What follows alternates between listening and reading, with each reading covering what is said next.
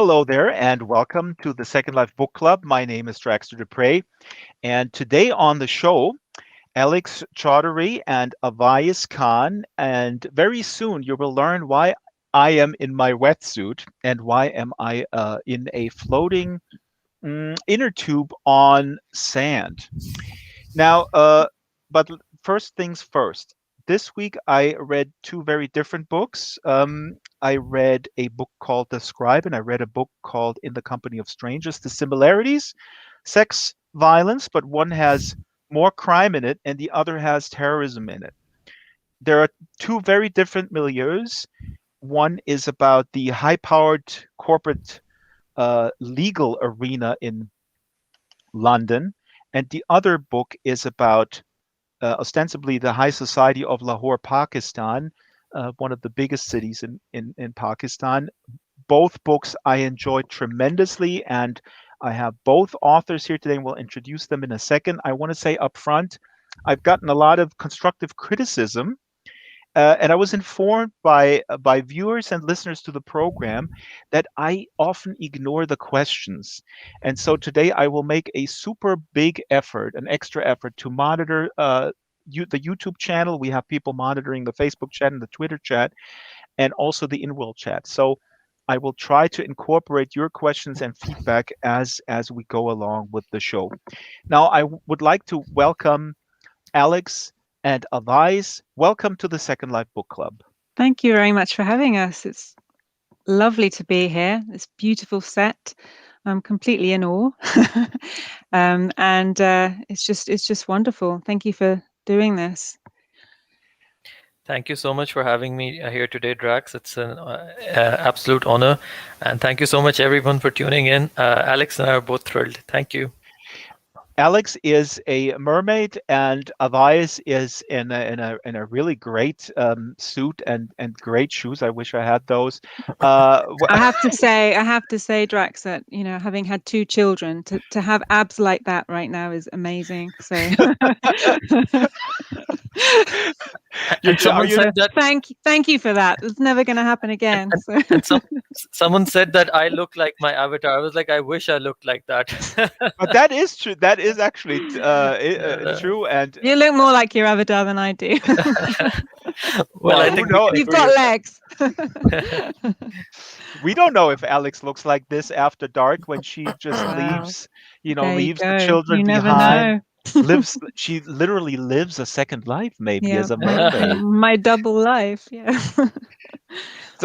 So today, if you look at this set, and we have a little surprise later because we've been teasing people a little bit with a fancy pool set, and maybe that set will appear or not. I put a little thing out on TikTok. Yes, TikTok is where the kids hang out because the other videos are too long that we produce.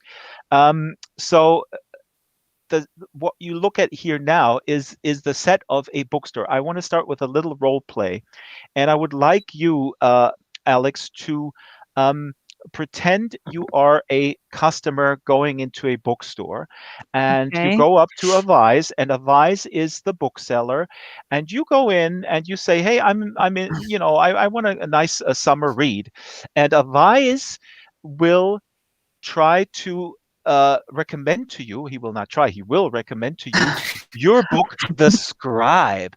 The Scribe, a legal thriller set in London with Detective Carver and the lawyer and amateur sleuth Maddie Kramer. So this is Awais' job, basically, to sell it to you. I will say action, and then we'll just start. And at some point, I will say cut if you're having too much fun because we only have an hour. Okay. Are the rules clear? Very clear. Thank you. Okay. Action. Hello. Good evening. I was wondering if you could recommend a great summer read for me. Oh, hi. It's so nice to see you here today. Yes, of course. We have some really amazing books that have come in. And there's this really nice one that we're recommending to everyone. It's called The Scribe. It's been written by an author called A. Chaudhuri. And if you're interested in London and the glittery and criminally underbelly of London, this is the book for you. So it's about a book that it has thrill, it has murder, it has mystery, it has lots of drama, and also a bit of romance. So it has something for everyone, and it's been doing really well. People have been it's been flying off our shelves, and we're if you want, you can get it. It's like we only have the final few copies left, so There you go. they're not. Cut. That's the close of Ice. This is brilliant. A round of That applause book here. sounds amazing. I'm definitely want a copy. Thank you. A round of applause here. Look, people are applauding about because Avais was brilliant here, and he closed it. And this is what I learned: is you have to you close with scarcity. There's only one copy left, or two, at most, right, Avais? And maybe you're not getting any back. The Scribe. This was brilliant. Okay, so now we're going to reverse and I also wanted to add for the folks in the world, and maybe the camera can zoom back over the table here. There's a table here in front that has all the different books that we're going to be talking about. Also, the newest one that's coming out from a Chaudhuri, She's Mine. So those books here are on the table for people to click on, and that will shoot you to the author's website. But now let's reverse.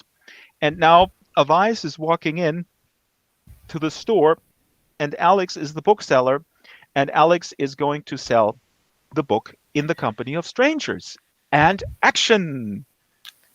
Hi there. This is my first time in this bookshop, and we're looking for a nice summer read. Can you help me, please? Definitely.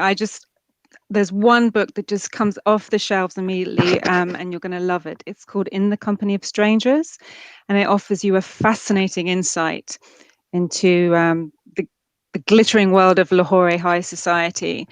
A decadent society revolves around parties, fashion, gossip, and at the same time, in the midst of this terror attack, this key character, bored, unhappily married Mona, she's in her 40s, she's stuck in a loveless, abusive marriage, and she strikes up a love affair with a young, troubled male model called Ali.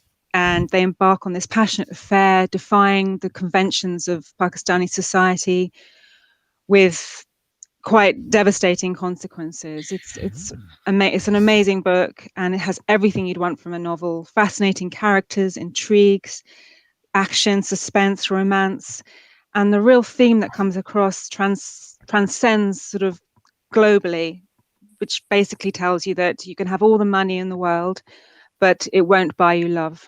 Alex, but there's only one copy left on the table. And there's only one copy left on the table, so you need to grab it now. And it might be signed by the author.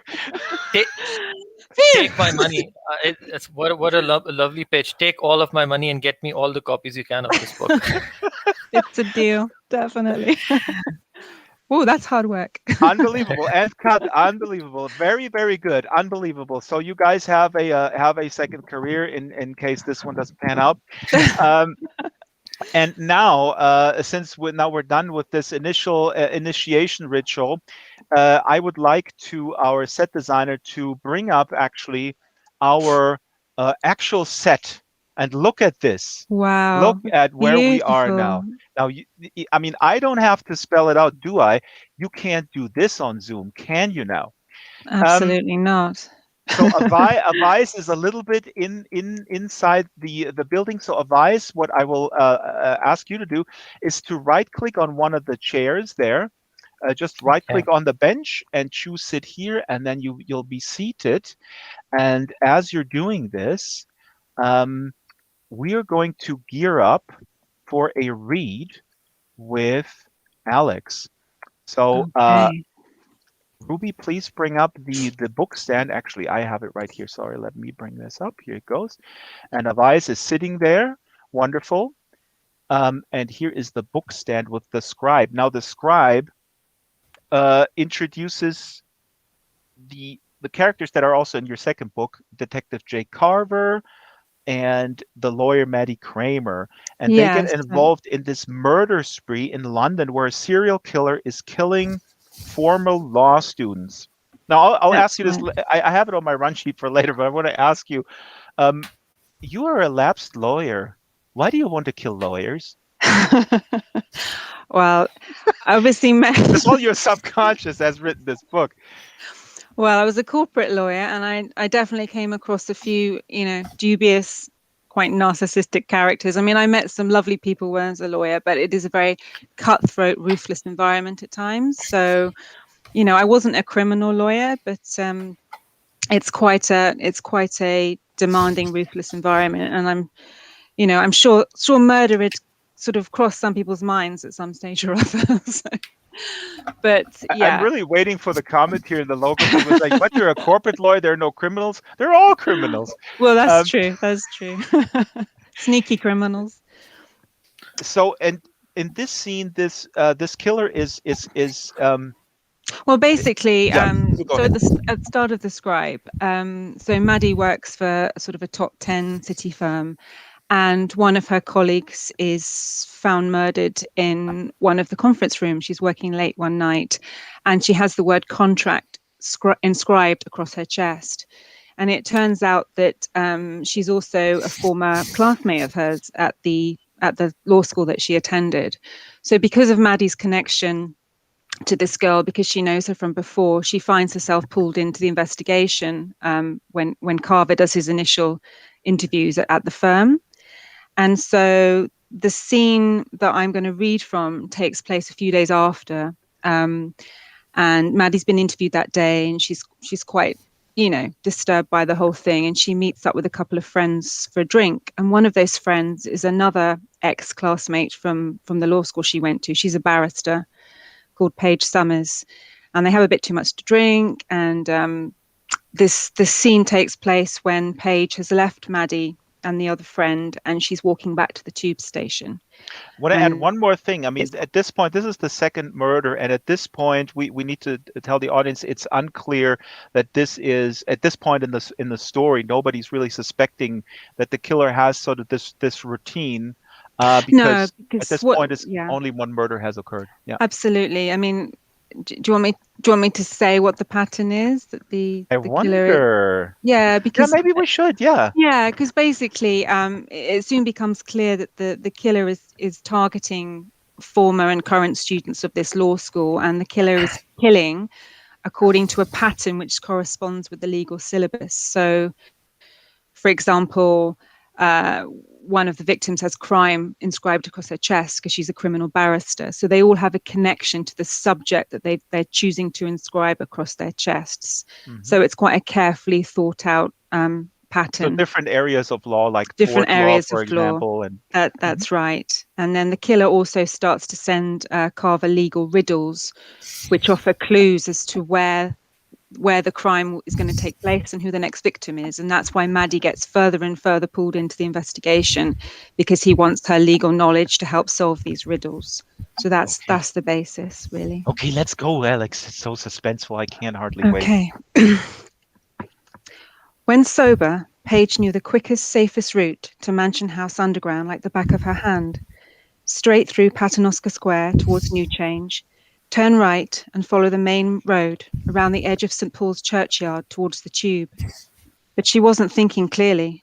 No sooner had she staggered left out of the bar, she'd stumbled right, hitting St. Paul's Churchyard and the left flank of Sir Christopher Wren's masterpiece.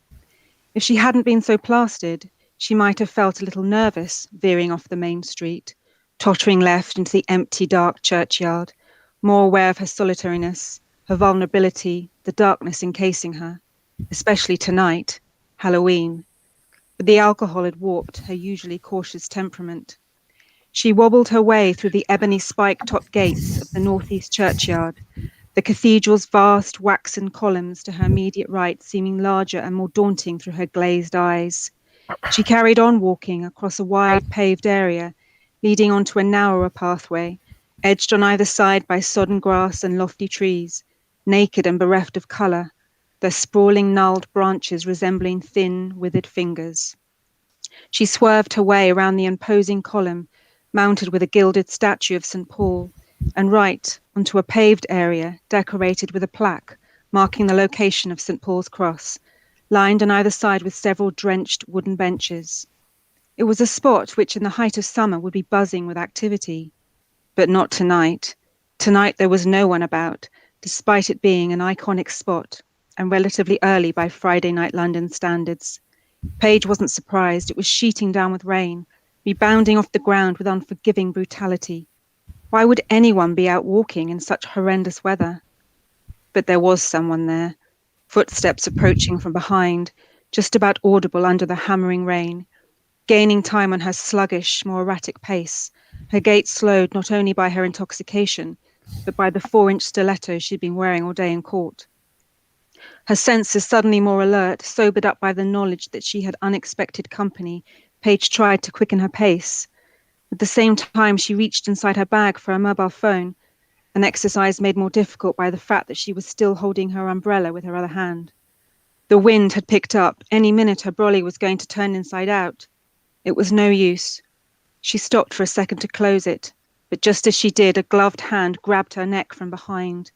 Fear impaled her like a poisoned arrow, rendering her muscles numb, her voice mute. She should have taken up Cara and Maddie's offer to escort her to the station. Why the hell hadn't she?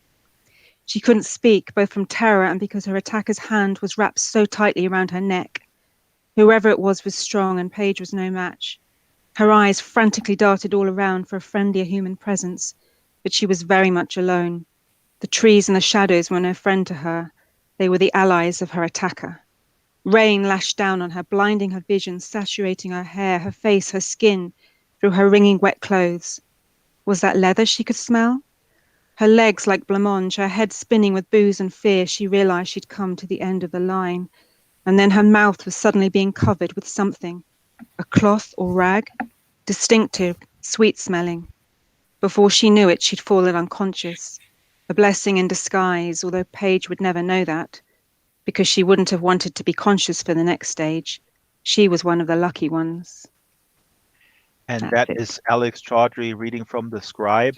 Absolutely magnificent. It gets there's a lot of violence in there, not only by the by the killer, but also a lot of the other people. One of the things that occurred to me in this book, and also in a weird way, Awais too. This is one of the themes. There's a lot of victim blaming. I mean, this is not unusual with killers, but I think you're doing an excellent job with the interior monologue of the killer, how he justifies these kind of murders. Yeah. I mean, that was a deliberate choice of mine because I mean, I could have just chosen to see the action through Maddie and Carver's eyes, but I think it gives the reader a more rounded experience to actually see things through the killer's eyes, the victim's eyes, the sort of psychology, what's motivating them to do what they're doing. I think that's really fascinating because I think that sort of psychological analysis can resonate more with a reader. So, and you see what's driving them, what's happened in the past, what are their motivations, and we see that in the book through flashbacks. What's happened in the past that can motivate them to behave like that. And you hop back and forth with this viewpoint. I mean, that's great. But I also, what is interesting. I mean, this is this type of serial killer doesn't happen every day. But we do live. What resonated with me, we do live in a society where victim blaming, especially when it comes to the mistreatment of women, is really kind of rampant, right? I mean, you hear this even in you hear this throughout any societal class, frankly. Yeah, I mean, she made me definitely. do it. She's wearing the wrong clothes and Wrong whatnot, clothes. and so on and so forth. Yeah, I mean, there's no excuse for it at all. But yes, that's But in my book, obviously, I mean, you know who the killer is. So there's other issues that it's a very complex situation. So you kind of have to read it to know what's driving this killer and why they bear a grudge against these women. Mm-hmm. With how we'll get Awais to read in a sec, and I also want him to ask you a question that he's dying to ask you. But I have one more, and then we'll move to Awais. The construction is obviously with thrillers, and I'm not a specialist. I don't read a lot of crime, and that was so cool for me to read your book, and I really enjoyed it because I don't know why I stay away from crime. Maybe I'm too occupied with all my to read list of other genres, but crime was not something that I usually gravitate towards, but it was enormously enjoyable. And one thing that I appreciate is the construction with this kind of stuff. I Yeah. mean, you gotta really like carefully construct it and lead people. I mean, this goes for any type of crime story, if it's a TV show or whatever. But how do you make sure? I mean, how many? Actually, the concrete question is, how many test readers do you have that go through it and go like, yeah, I know who the killer is. Page 10. You got to rewrite the whole thing. I don't have any test readers until I've written the whole thing myself, actually. But I mean, I'm quite a meticulous person, having been a lawyer. I mean, it's quite Oh, believe me, I've been on similar trial for in 21 years. quite similar in some ways. You know, as a lawyer, you know, you have to like plan every step of your case. And as you're right, the crime genre is, you know, it requires really meticulous planning, attention to detail, you know, so you've got to, there's certain conventions that you have to follow. For example, you know, introducing the crime fairly early on to sort of catch the reader's attention. Every stage has got to be plotted. You've got to think about when to bring in red herrings to throw them off their course, because you don't want, as you said, you don't want the reader guessing the culprit too early. But yes, you have to, you know, the suspense, tension. It's when to break the tension. You know, keeping your sentences quite short and sharp and punchy. It's all part and parcel of a good crime novel, basically. But basically, you seem fairly confident that you don't need someone to Not check really. if I it's mean, too easy. I'll go over it myself several times. But no, I do feel quite confident like that, and I don't actually do a meticulous plan before. I have a rough idea of the story, and then I'll start writing. And that's one of the thrills of crime writing to me, is that new and better ideas will occur to me. I'll think up a new twist or a red herring and think, wow, that's going to take it up a notch. So I am quite meticulous like that. So it comes quite naturally to me, I suppose. But it does take a lot of planning, that's for sure. You have to be very methodical in the approach. Avais, what is the one question that you want to ask Alex about this particular book, or you know, being in this genre? I mean, I'm always fascinated about entering a genre that is so crowded, and having sort of like, you know, I have something to add to this. Yes. So my question to Alex is a bit of a general one. I wanted to ask her that how does she manage to write these books about crime with, you know, knowing, and how does she find the time to do that with a family, with friends, with a life and everything? So where does she find the time to do this, and how does she come up with these macabre plots?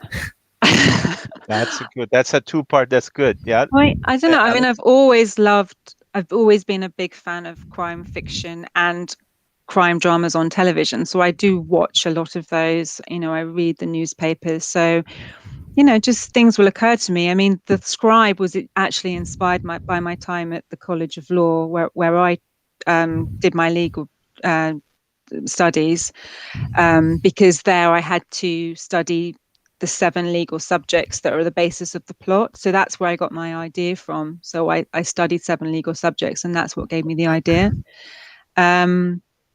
But sometimes just ideas literally just pop into my head, to be honest. But it probably comes from reading. What, the crimes, a lot. like cutting people up, comes into your mind? You want to see a psychologist? Well, I don't mean that way, but I mean, you know, as I watch a lot of TV featuring, you know, crime shows, please. So yeah, I don't know. Maybe I don't know.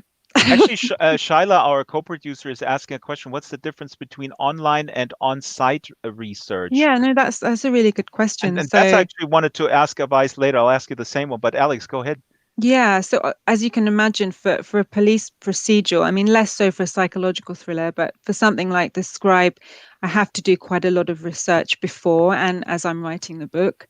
You know, I wasn't, you know, in the police, so I had to do a lot of research online on police procedure, forensic procedure, things like that to make it accurate. Otherwise, you know, it'd be quite embarrassing if you get those bits wrong. But on-site research, it could be anything, visiting a location. For example, the murder locations in my book are all quite famous landmarks, and I actually went and visited those landmarks just to get a feel for the place, thinking about every little thing that you can't get online, what it smells like, little details, what you can see, just imagining those last minutes of the victims' lives, what they might see, feel, hear, so that because that you can get a really good feel for a place then. Yeah, so, and I guess if you're writing a story set abroad, I mean, on site would, you'd go and visit that place and explore the area. That's the difference, really. Now, Awais, let's move to you, and we'll hear a little bit from In the Company of Strangers. You're going to read to us the prologue. A book display will magically appear now, because that's how we roll here in the Second Life Book Club.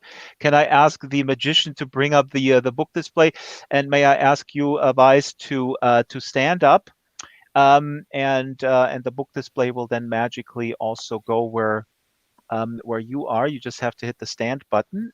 Okay. And then here's the book display. Now your book, it takes place in one of the biggest cities in Pakistan, Lahore, and I believe that's where you are located, as well. And there is a reality. I mean, I'm not saying that Alex's story can't happen. Well, hopefully it doesn't with the serial killer, but your story is more sort of rooted in reality, in a city and in a country that is plagued by pretty much constant terror attacks. And I have to say, to my shame, I was researching this. I was not aware of how many bombs are going off in the region, related to the so-called war on terror, and the drone war, specifically in Waziristan and in Afghanistan, pushing people across the border. And I'll throw up some maps, but your story is very real. Yeah, it throws you into a world that is foreign to me, and you did it very successfully. I have to say. Were you concerned about painting a picture like this of your hometown? Thank you so much for this question, Drax. Well, it's not about painting a picture. You see, the thing is that back when I wrote this book, it was very much a reality of Lahore, and being the second largest city of Pakistan and very culturally significant, it was very vulnerable in that regard. So I thought that if I didn't write about this, then who will? And I felt that it was very important for me to write about that. And it's not about bringing a country down or anything. It's just the fact that these things existed and they were a part of Pakistan back in the day. But now things have improved a lot, and Pakistan is much safer today. And that's where In the Company of Strangers is set. It's set in Lahore, which is where I was born, and I've spent my whole life here. So yeah. I hope that people don't misunderstand me, because this is a great answer. Because I mean, obviously, to me, and I think it's pretty clear where I stand as a reader, I don't want books to be, like the equivalent of a tourist guide. I mean, that would be awful. I want books to challenge me, to especially books from other cultural realms. The best books for me as a reader are books where I am challenged not only to question my preconceived notions, but also do, look into the reality, look into what is happening in that cultural realm. And your book did that. I'm going to throw up a few a few slides here before we hear you read, because you're going to start reading from the beginning. I was amazed at and you've depicted this also in the book so well, the disparity between the rich and the poor in Pakistan. Here's a slide that Shala prepared, which is a collage of people in slums and the aftermath of a terrorist attack. And here is a slide that Shala prepared with basically real estate listings of the same city, of mansions that are for sale right now. So just let that sink in. I was just saying off the air, when I drive through LA, there is a problem with homeless and unhoused, and the gentrification of Los Angeles is insane. But it's no comparison to your city of ice. I mean, this is like that contrast is stark. Absolutely, Drax, and this is what Lahore is. It's a city of contradictions and contrasts. And thank you so much for these wonderful slides. And so, shall I actually read from my? Absolutely. We're going Okay, to go okay, reading, and you start right with the prologue. okay. So I'll do a short reading because obviously I think my voice is echoing a little, so I'll just keep it short. So so I'll start from. This is basically the prologue, the end of the prologue. So the voice of the reader rang in his head again like a drumbeat. It will be painless for you, jihadi, but the pain of those kafirs, those non-believers, will be unimaginable. Remember, they are not humans. They do not feel. They do not love. You shall be rewarded for this noble deed, my boy. You will go to heaven. Kill those kafirs. Kill those kafirs. He recited it like a mantra in an attempt to ward off other more disturbing thoughts. The cocoon of indifference he had created around himself threatened to burst and reveal something ugly, something forbidden, something that smelled like fear. He felt an urgent need to tear away the shawl and fling the jacket into the rubbish, leaving the button intact and the world unchanged. Was this what going to heaven was like? Through so much pain, through such cruelty, did he have to stoop as low as those Goras to exact revenge? These were the workings of Shaitan, the Satan. Their leader had warned him about this. Shaitan will tempt him, try to deter him from the virtuous path to that of sin and cowardice. He must fight this. He trudged towards the ancient gate, the breeze drying beads of sweat that had erupted across his forehead. His hand slipped inside the shawl. Kill those kafirs. An ice cream van approached. The gate to a house on his left opened. A woman emerged, carrying a small child in her arms, as the ice cream van blared the familiar tune that heralded happiness, lighting up the faces of children everywhere. He paused, waiting for the child to receive his ice cream. He thought the child deserved that much. Ismail watched him as he slurped it down, resting his head on the woman's shoulder. Possibly her son, he thought. Not so long ago he had done the same, rested his head on his mother's shoulder as his father came back from a hard day's work, smelling of sunshine and well-earned sweat. Not so long ago he had been innocent too, oblivious to everything happening around him, running alongside the ditches with his siblings, relishing the potent possibility of falling in the black puck. So filthy and yet so exciting. Until they had bombed his village, killed his entire family while he brought back fried fish for dinner. Everything lost in a second. He remembered the polythene bag speckled with condensation falling to the floor with a wet smack, the crusted fish sliding out on the floor. Slick with congealing blood, the floor wore the red color of shame, the shame of being branded terrorists in their own land. Steam issued from his family's still warm bodies, dissolving in the cold air. The head of his infant brother lay in the ditch, his eyes wide open in fear of a question he couldn't tell. That was it. He couldn't take it anymore. He flicked open the plastic casing that protected the button and closed his eyes as his thumb punched it hard. Thank you. And this is Awais Khan reading from In the Company of Strangers. It's an amazing book, and like I said, you're so successful in weaving all this stuff in without really making a big judgment on I mean, I'm not going to bore people with where I stand on Western interventionism, but were there instances where you were there reviews where you were where there was critique or maybe an accusation of depicting suicide bombers, or having or displaying it the way you did in this book, which again, in my mind, is absolutely brilliant, the way you weave it into these other issues with this high society couple, with this really unhappy marriage, but you weave these other worlds in there. I can imagine there might be one or two voices that say, well, you should have condemned that more forcefully or something like that. I can hear these voices in my head. Yes, absolutely. So you see, with anything you write or you put out in the world, there will be criticism, and it's very important to take To if it's constructive criticism, it's always it helps you grow as a writer. I have had my fair share of criticism, as you say. There were a lot of people who were very cross with me because they thought that I was portraying a very negative image of Pakistan, and some people actually went ahead and said that even the high society that I have showcased, it is full of shaming and domestic abuse and misogyny, and they sort of it's very important to distinguish between an author's uh, personal beliefs and the beliefs of a character. So the character's beliefs are Yes. not a reflection of the author's beliefs. So I think that's an Absolutely. important distinction to make. But other than that, I think most of the feedback has been overwhelmingly positive. I think if you look at Goodreads or if you look at the reviews, they've been so good, and I'm very thankful to everyone for that. Yeah.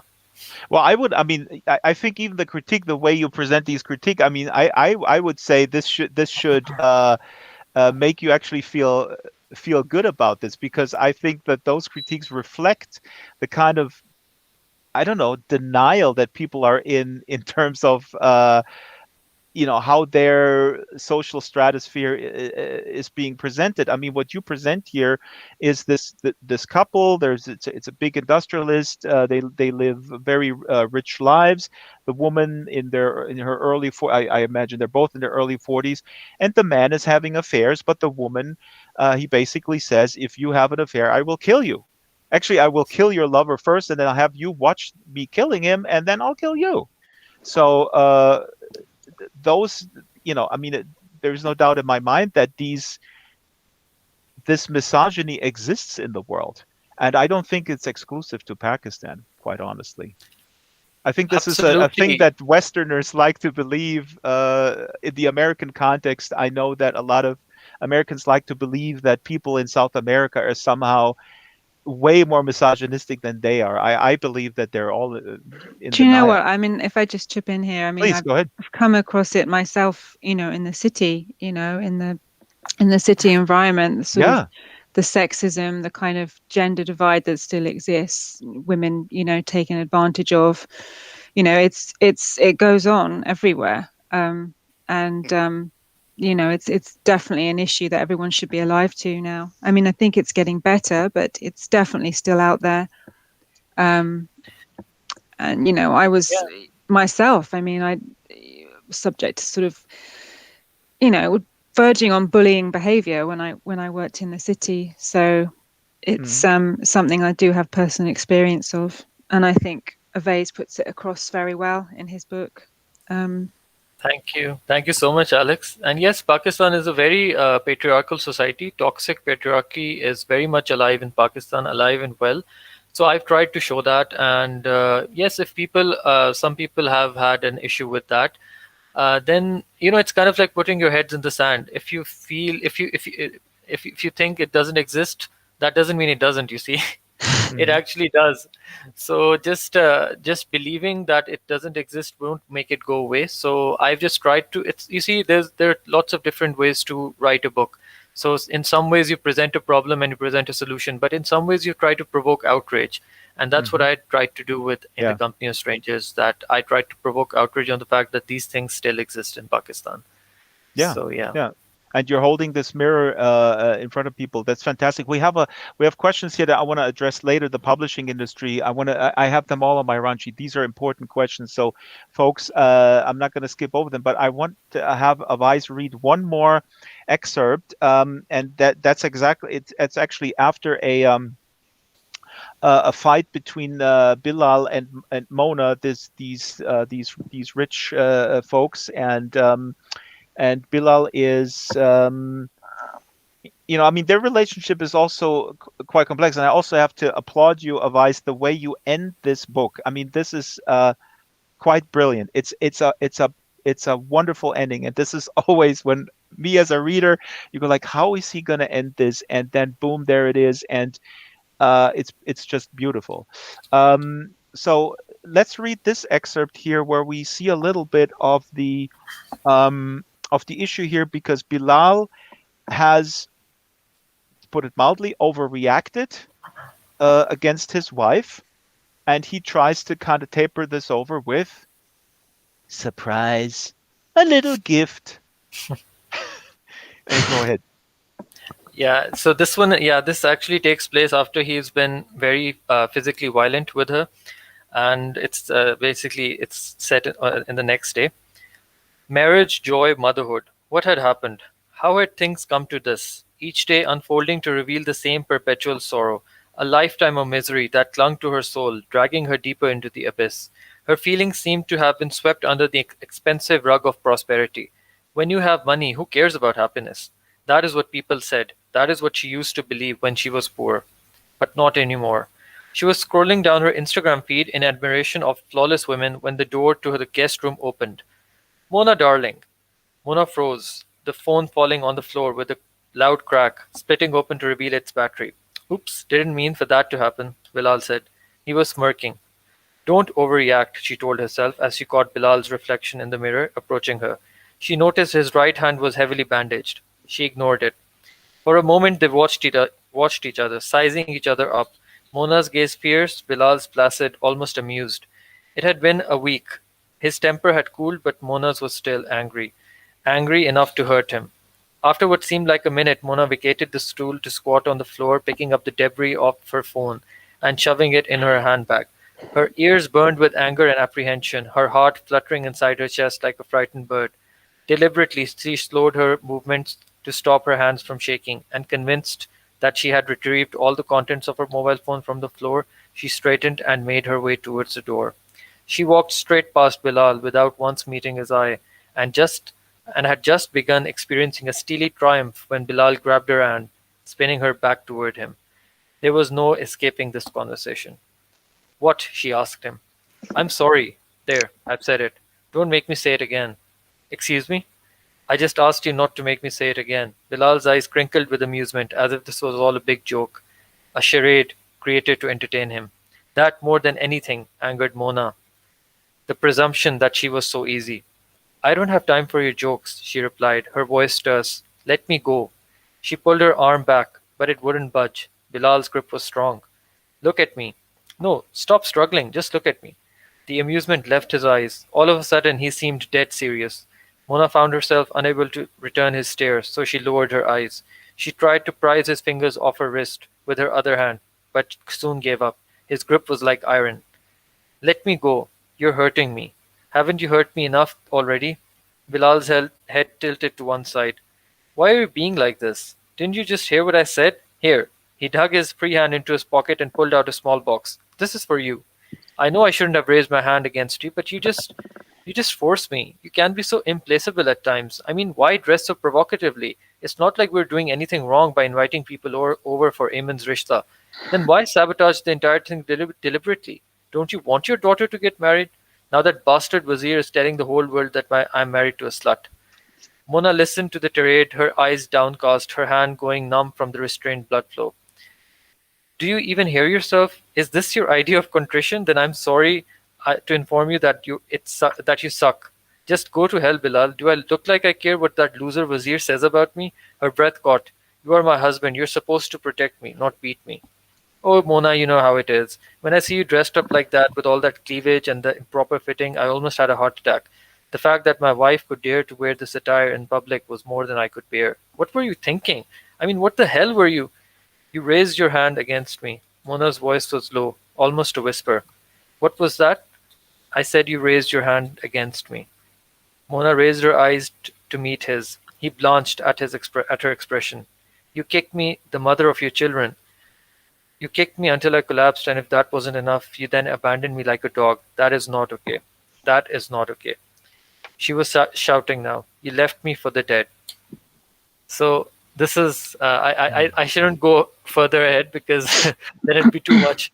But this is the Yeah, it's wonderful, and we should have said that the issue here was also that they were inviting parents of a perspective of a boy that was supposed to marry their daughter, and they came a little bit, I guess, from the countryside, and they were more religious, and she has very provocatively dressed, very provocatively to kind of provoke these more sort of devoutly religious folks, and that's another aspect of the book.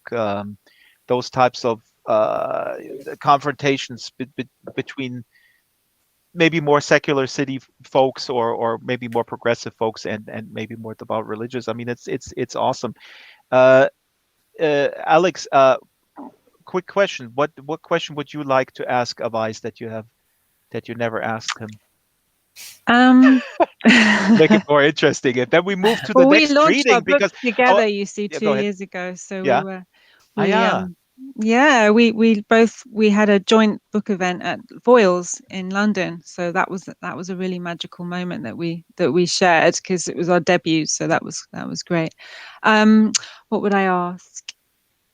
Were there any? Did you find those scenes of A's between Mona and Bilal particularly hard to write for yourself, like emotionally? Was it tough to write those scenes? Yes, absolutely. I think it was very tough to write about things like this, issues like domestic abuse and such blatant misogyny. So it was very Hmm. hard for me. But then again, you see, that's the thing with when you write a book, you have to put some distance between your own feelings and what your characters are feeling. So I think Yeah, that it took a while, but I learned to put some distance between that, and yeah. So I was looking at the comments here, and thank you so much, everyone, that you liked the reading and you liked the book so far. So thank you very much. So I hope that I've answered your question, Alex. It was a hard definitely. one. No, I can resonate with that as well. Definitely. You Yeah, Thank I have you. to mean put the distance between yourself and your writing, otherwise it becomes almost impossible to write. But well, you do it beautifully. especially with Alex and all her murders.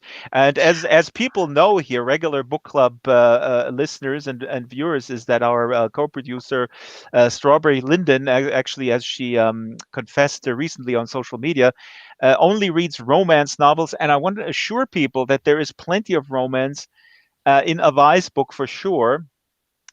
And also, I think in Alex's books, and I haven't read the Abduction. We're going to hear an excerpt of the Abduction, which is the sequel to the Scribe, and of course, Detective Carver and lawyer Maddie Kramer. There is something. There's some tension going on. So Definitely. There's definitely a chemistry between definitely. them. Yeah. Okay, so Um, Strawberry, who is going to be your number one fan, she says here in the local chat, "Why you got to throw me under the bus?" I'm not throwing you under the bus. I'm getting into romance myself now. I mean, novel wise. So before you read, can you spoil a little bit? Is there going to be Is there are they making the next move, perhaps, or in this book? Because in the Yeah, Scribe, they're like definitely. So dancing in the around. Scribe, there's this simmering tension. I mean, there's a 17-year age gap between them, but they're Hmm. drawn to each other. They're both, they both sort of have their own baggage, and they're just drawn to each other. And you What have is with this the 7 years in simmering Avais tension. is also with 17. No, wait a minute, it's 16 in Avais book between Ali and Mona. What is it? Right. Yes, Except something this like is the that. other way You round. coordinated that. I just It's the have other to, way round. It's but the other way honestly, around. I have to hand it to Drax that he's literally read it so closely, I the know, books. it's I'm amazing. surprised, and he's The got detail. all the nuances correct, and it's like as if he knows all about Pakistan already. You know, the way he sort of figured it all out. So Look, But well as a done, obviously, reader, Drax. yeah. So I, what I was saying, I mean, go ahead. Carver's obviously he's an East End boy brought up. He's not into sort of the materialistic world that Maddie operates, in corporate law. But he sees through her. He sees that she's a decent person. She's not driven by those sort of ideals, and that's why he's drawn to her. Hmm. And but they are from different worlds, so they don't act upon this in the Scribe. But then you see things develop in the Abduction. So yes, if you're into your romance, Strawberry, then the Abduction is for you for sure. Alex So was so excited at the mention of romance that the mermaid did like a backflip immediately. Exactly. Immediately, exactly. And Yeah. and you're giving me ideas because next week Strawberry's going to play the customer. We're going to continue with this role play thing. So go ahead, Alex. We're going to hear from the Abduction. yeah, so the extract I'm reading from is in the first chapter. So the abduction takes place 2 years after the events of the Scribe, and Maddie has left firms that left her old firm, and she's started at a new firm. And the first scene, she's in a lunchtime meeting with the rest of her colleagues in litigation. There's partners, associates, trainees, and her trainee is giving a talk on insurance law, which is never the most scintillating of subjects, but Charlotte's also quite a timid trainee and everyone's pretty much bored stiff. It's a hot day. So they're listening to her speak, and then suddenly two armed masked men burst into the conference room. So that's where I'm going to read from. It was like a car backfiring, a sudden clap of thunder. The door flung open with such force it rebounded hard against the wall behind it. Maddie's heart kicked violently at the unexpected noise. She and the rest of the room, a tapestry of shocked, terrified faces, instinctively jolted in their seats, then looked in alarm towards the door.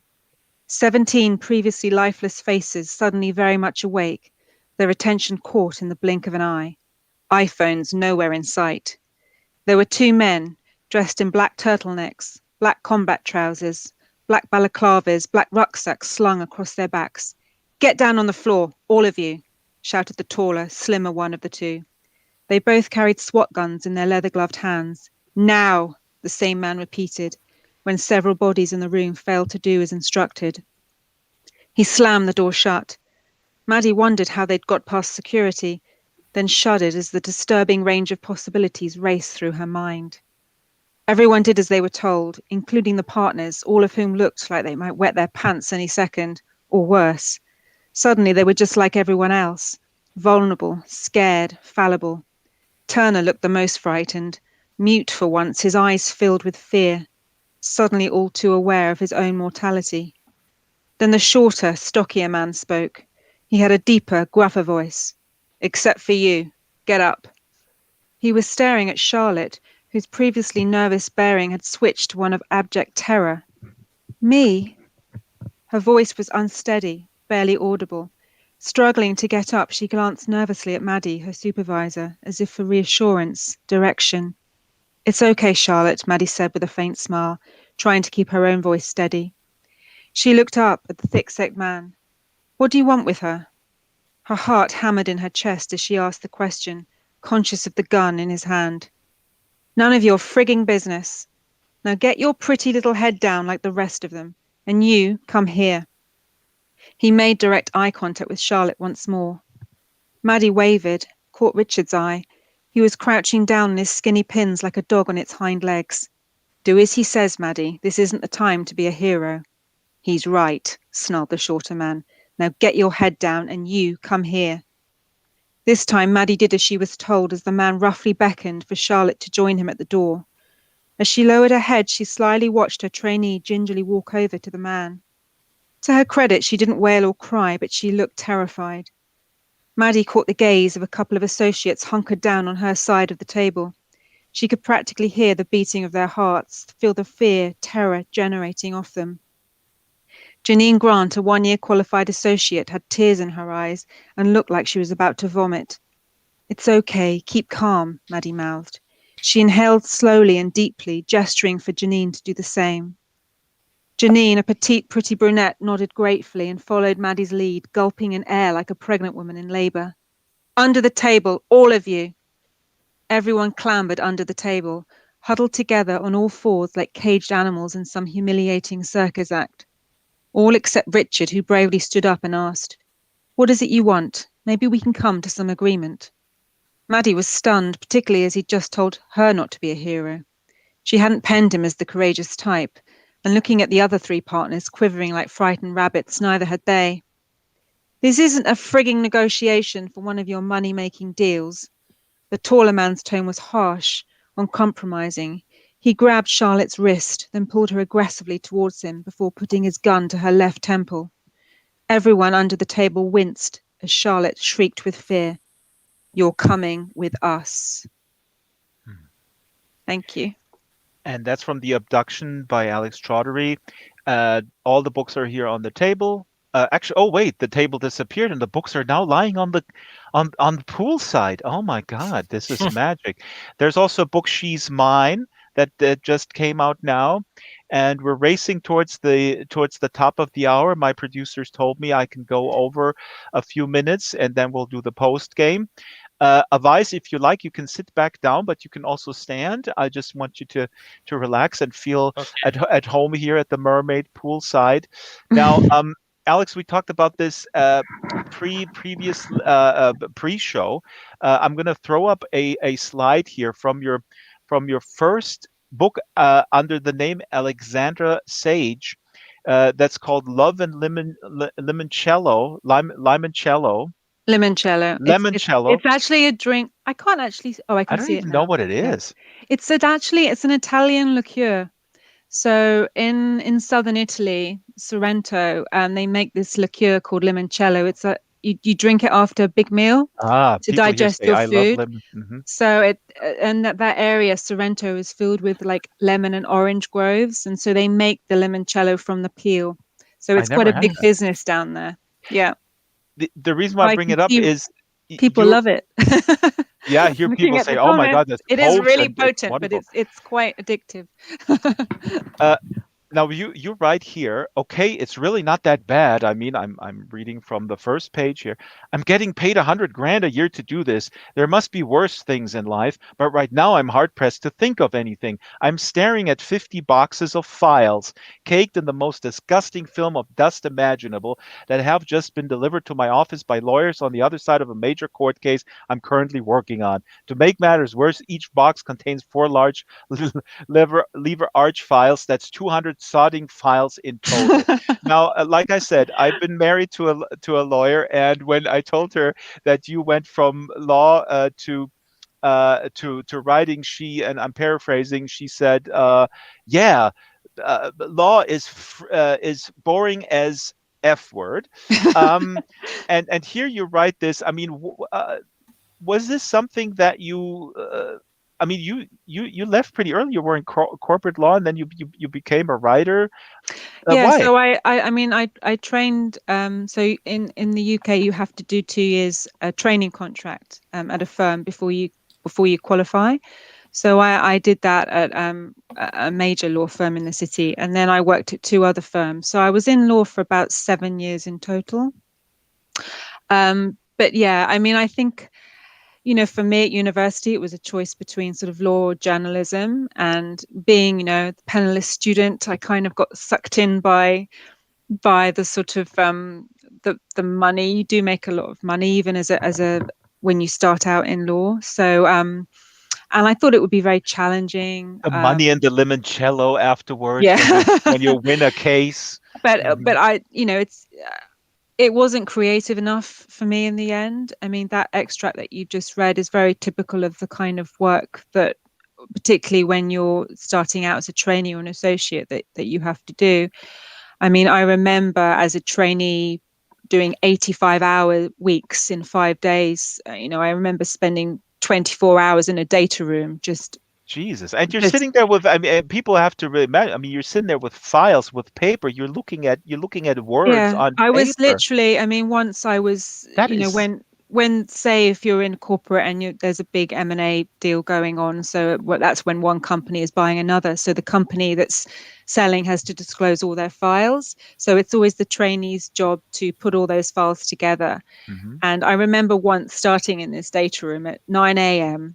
and I didn't go home till 9 a.m. the next day, and I didn't leave that room.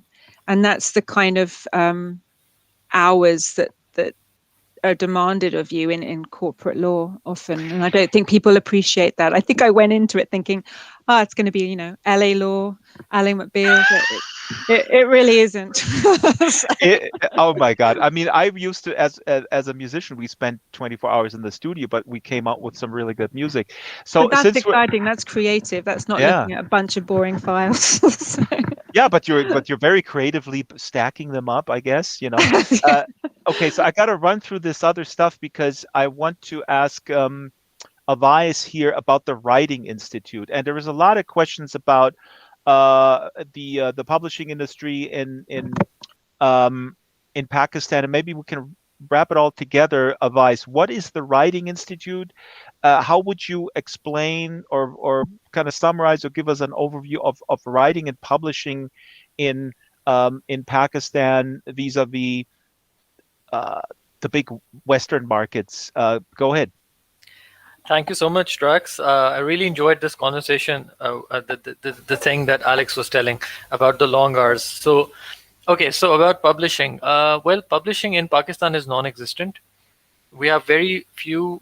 Pakistan has a population of over 220 million people. It's a huge population, but we don't have a single mainstream publisher in Pakistan. So we don't have Penguin, Simon and Schuster, Hachette, HarperCollins, none of those. And because of that, we have to, and we don't have any literary agents in Pakistan either. So we have to either look at India or the UK or US in order to get published. So that makes it even harder. What makes it even more difficult, adding, to add insult to injury, we don't have any creative writing programs either. And writing in general is frowned upon in Pakistan because people think that it will not get you any money. So there's no point in doing it. So that because of that, when I took the Faber course in London, I wanted to offer something similar in Pakistan to people, which wouldn't cost a fortune. So, like for example, a Faber course might cost £3,000. That's too much for a Pakistani person to pay. So I wanted to offer something. So my courses are basically for $50 to $60, and they're like 5-week courses, and they cost $50 or £50. And similarly, I offer master classes as well now. So I have major literary agents from the UK coming in. So we have a masterclass with Juliet Mushins on August the 15th, and it costs only £29 to register. And it will be like a live 90-minute masterclass with her. She's one of the top 10 literary agents in the UK. So I try to organize these things a lot, where I try to keep everything affordable, because I know that people don't have that much money and we can't really fleece people, you know. So that's where the Writing Institute came in. And when I started it in Pakistan, people told me that, you're literally crazy, that this is going to get you into a lot of trouble and you won't make any money at all. And I said that money is it's not my objective at all. So I wanted to offer something for the writers of Pakistan and for the people who have that talent but don't have any avenue to express it. So I started in 2016, and I did incur a significant loss in the first couple of years. But then magically the classes started filling up and the word of mouth spread, and now it makes a decent profit. So yeah. This is amazing. This is really a fantastic. And it's open to the world. Yeah. So now it's like the online courses, they're open to the world. So anyone, anywhere can register on www.thewritinginstitute.net. And Shaila, if you could put this, if you can find the URL and put it in the local chat. And real quick, Awais, if you click on the seat again, I'm sorry, some people see you in the ground. People say that you look very comfy sitting in the ground. But if you right click oh, here we go. This is even better. Now you're sitting on the inside. This is great. Oh, this expensive suit is getting ruined. But no, awesome. This is where the kings, the kings reside. The writing is this is a wonderful story. There, a wonderful success, and some guests that we have from India, they say similar things about India, and that there is no publisher, but you have subsidiaries of the big ones, right? Of like, doesn't they have at least India has a very thriving publishing market. Actually, they have all the big five there. Actually, all the major mainstream publishers. So they have Penguin, they have HarperCollins, Hachette, Pan Macmillan, Simon and Schuster, Bloomsbury, and Amazon Publishing. So they have all the major publishers in India. And we used to get published in India all the time, but because there's a trade ban between India and Pakistan now since 2019, so now very few people actually get published in India. So it's become even more difficult for Pakistani writers to get published. That's what I read about the trade ban. So that is very interesting. So there is that's interesting, because some Indian writers would complain, but I guess if I put you on a panel with them, you might say you guys have nothing to complain about. What are you talking about? No, I guess it's hard. Getting published is very, very hard, no matter where you are. I mean, ask the people. I mean, the US and UK are basically the hubs of publishing. I mean, we can just ask Alex how hard it's been for her to get published. And she lives in the UK. So yeah. It took me 5 years to get our agent, Annette Crossland, who represents Vase and I. And then it took me another 3 years after getting an agent to get my first publishing deal. So I was writing for about 8 years before I got a publishing deal. Yeah. So that's how hard it is. Same for me. I signed up with Annette Crossland in 2017, and she got me my first deal in December 2018. So it does take some time. This is really interesting, and I'm going to wrap it, but please, people, stick around because we're going to continue this conversation post stream. And as people know, I capture this as well and then put it on the blog. The last question along those lines, for advice, because we had an author here from Australia, Tracy Sorensen, and what was completely baffling to me as a reader, I enjoyed her book a lot, The Lucky Gala, and she was told that the book is not available in on Amazon in Germany or other countries. Um, she was told that this book is too Australian, and that it makes no sense to publish this anywhere else. And I found that comment very bizarre. Is that something you want to comment on? Is that something that Yes. marketing departments often? I Yeah. mean, I find No, it a lack of imagination that is baffling, it's to be honest. it's very common actually, and this is something that happened with my book, In the Company of Strangers, because Annette took it on in 2017 because she believed in it. But literally every publisher she submitted to, they said that we don't see a market for it in the UK. We don't see this anyone buying this book, and it kept getting turned down and down and down. And then later, a very small publisher in the UK picked it up because they took a chance on me, Mhm. and it just worked out in my favor. But this is something that happens all the time in publishing, that if they do say that, we don't see this selling anywhere and we don't see the point of this book. So Ah, well, that is the powers that be, that we are dependent on. Sometimes the gatekeepers, they lack a little bit of imagination, and maybe we have to educate them with successes and with thinking outside of the box. This was really an amazing conversation. Alex Chaudhuri Awais Khan, thank you so much for coming here to the Second Life Book Club, and I hope you had a fabulous time. I hope you're coming back. I hope you're recommending us. A great, Definitely. It was yeah. absolutely, wonderful to be here. Thank you. And absolutely thank you for wonderful time. everyone for tuning in and listening to us. It's, Thank you so really much, everyone. appreciated. Yeah, And despite the echo. despite what? The echo. Ach, the echo, the echo. The echo is in the Alps where I was hiking as a child. There were a lot of echoes and people loved it. I mean, what's the echo? Uh, People now complaining about digital echo. They should go to the Alps. There's a lot of echo there in the Yeah. mountains. Thank you, wonderful audience. Do stick around for the post stream chat, and do feel free to befriend each other as well. Sometimes I forget to mention that. Don't be shy. People are sometimes a little shy. I'm gonna run through our credit slides. The Second Life Book Club happens every Wednesday at 12 o'clock. That Second Life time, you have to translate this, my friends, into your local time zone. I am very intelligent, but I'm not familiar with every time zone in the world. I don't have a PhD in time zones. The suggestions for the book club goes to slbookclub@draxtor.com. Sometimes we are actually on at 5 o'clock. I should say that when people from Australia or New Zealand come on. The show is produced by Strawberry Linden, Shyla the Super Gecko, and myself. The location manager and master builder is Ruby Geek. The avatars are made by Silas Merlin, Ruby, and Kralos. And special thanks to Marianne McCann, Theanine, Arden Schwartzman, AJ McDowell, Brett Linden, Patch Linden, and all the moles at Linden Lab. We used to have security from the moles, but they're very busy at the Second Life birthday party, I believe. The book club is sponsored by Bad Unicorn, Bespoke Caravan, Blueberry Creatures, Crescendo, Landscapes Unlimited, Linden Lab, Nomad, Rag VR, Salt and Pepper. This my wetsuit is made by Salt and Pepper. Slink, Skin Stealer, The Black Forest. What next? And if you know a good, Creatures is also a sponsor. I believe that was on there. Now, slbookclub@draxtor.com. I said this. Other recommendations can go to Jared the Bot. And do not forget to tip our volunteer staff. There is a little statue on the side here. Where is the statue? Oh, it's sitting on one of the towels over there.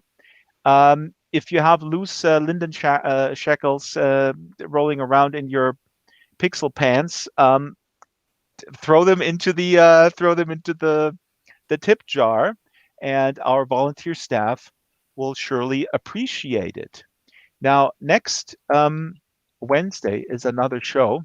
And the guest for next Wednesday is Lavanya Lakshmi Narayan from India, and her debut short story collection is called Analog Virtual.